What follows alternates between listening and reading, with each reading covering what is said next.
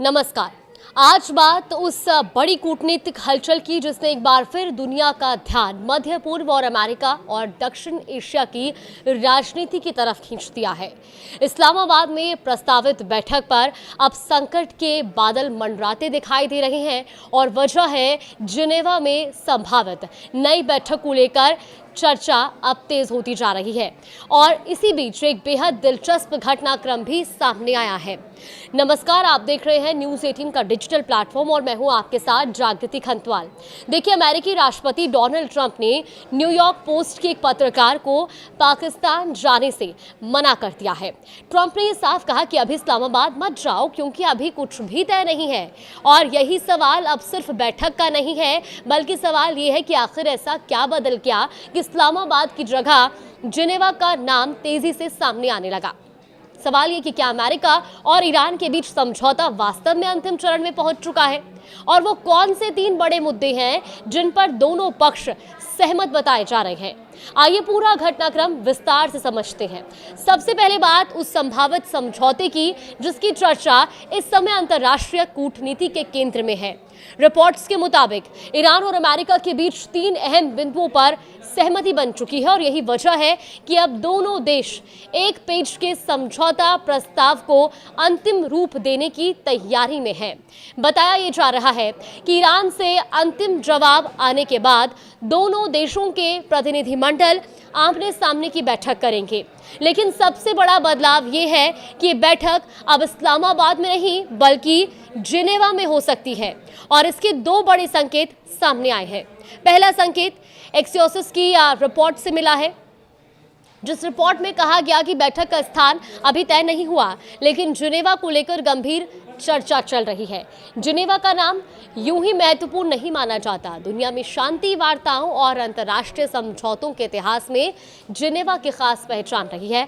France और Vietnam के बीच समझौता हो या सोवियत संघ और अफगानिस्तान से जुड़े समझौते, जिनेवा लंबे समय से वैश्विक कूटनीति का बड़ा मंच रहा है। यही नहीं, जिनेवा संधियों का अंतर्राष्ट्रीय मानवीय कानून में बेहद महत्वपूर्ण स्थान है और इन संधियों के तहत युद्ध में घायल सैनिकों को और युद्धबंदियों के साथ मानवीय व्यवहार सुनिश्चित करना अनिवार्य माना गया। इसीलिए जब किसी संवेदनशील और बड़े वैश्विक समझौते की बात होती है तो जिनेवा को एक तटस्थ और भरोसेमंद मंच के रूप में देखा जाता है। अब दूसरा संकेत है, आप उसे इस तरह से समझिए। देखिए, न्यूयॉर्क पोस्ट की रिपोर्ट डून बोर्ड्स ने जब इस संभावित समझौते को लेकर राष्ट्रपति ट्रंप से बातचीत की तो ट्रंप ने उन्हें स्पष्ट तौर पर कहा कि समझौता लगभग फाइनल है लेकिन अभी इस्लामाबाद मत जाओ। ये बयान कई मायनों में महत्वपूर्ण माना जा रहा है क्योंकि अगर बैठक पूरी तरह इस्लामाबाद में तय होती तो ऐसी चेतावनी की जरूरत शायद नहीं पड़ती। डैन बोर्ड्स का दावा है कि ईरान भी समझौते को लेकर सकारात्मक रुख में है, यानी दोनों पक्ष किसी बड़े टकराव से बचते हुए अब समझौते की दिशा में आगे बढ़ते दिखाई दे रहे हैं। और अब सवाल यह है कि आखिर वो 3 बड़े मुद्दे कौन से हैं जिन पर अमेरिका और ईरान के बीच सहमति बनी बताई जा रही है। देखिए, पहला मुद्दा है परमाणु हथियार। रिपोर्ट के मुताबिक ईरान इस बात पर सहमत हो सकता है कि वो परमाणु हथियार बनाने के उद्देश्य से यूरेनियम संवर्धन नहीं करेगा, यानी ईरान ये भरोसा देगा कि उसका परमाणु कार्यक्रम हथियार निर्माण की दिशा में नहीं जाएगा। इसके साथ ही उसके पास मौजूदा संवर्धित यूरेनियम को या तो कम स्तर कर दिया जाएगा या उसे जो है पतला दिया जाएगा और या फिर पूरी तरह से समाप्त भी कर दिया जाएगा। तो ये बिंदु अमेरिका के लिए बेहद महत्वपूर्ण है क्योंकि वॉशिंगटन लंबे समय से यही मांग करता रहा है कि ईरान परमाणु हथियार क्षमता विकसित ना करे। दूसरा बड़ा मुद्दा है होर्मुज। देखिए, होर्मुज स्ट्रेट दुनिया के सबसे रणनीतिक समुद्री रास्तों में से एक माना जाता है। वैश्विक तेल सप्लाई का बड़ा हिस्सा इसी रास्ते से गुजरता है। रिपोर्ट के मुताबिक ईरान और अमेरिका दोनों होर्मुज क्षेत्र में अपनी अपनी नाकाबंदी या ब्लॉकेड समाप्त करने पर सहमत हो सकते हैं। अभी स्थिति ये बताई जा रही है कि होर्मुज के भीतर ईरान और उसके बाहर अमेरिका ने दबाव की स्थिति बना रखी है।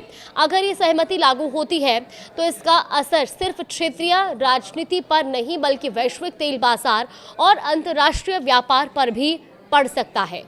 तीसरा और सबसे बड़ा मुद्दा है आर्थिक प्रतिबंध। देखिए, बताया ये भी जा रहा है कि अमेरिका ईरान पर लगे आर्थिक प्रतिबंध हटाने के लिए तैयार हो सकता है और इसके साथ ही ईरान के फ्रीज किए गए फंड भी वापस लौटाए जा सकते हैं।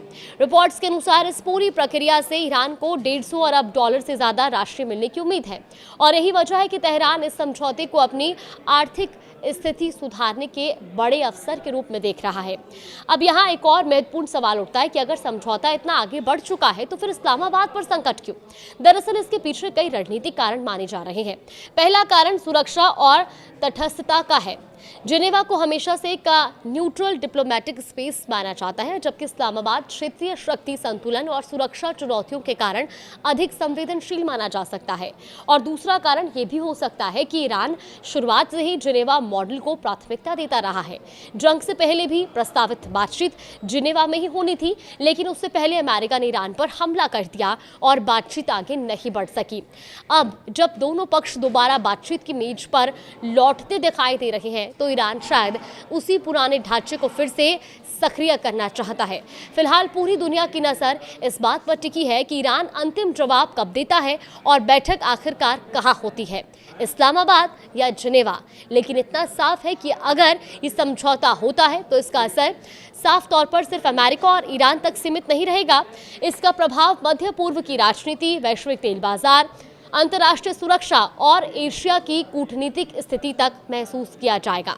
तो फिलहाल इंतजार उस अंतिम संकेत का है जो ये तय करेगा कि आने वाले दिनों में दुनिया टकराव की स्थिति से आगे बढ़ेगी या फिर कूटनीति एक बार फिर युद्ध पर भारी पड़ेगी। फिलहाल इस पूरे मामले को लेकर आपकी क्या राय है, हमें कमेंट बॉक्स के जरिए जरूर बताइएगा।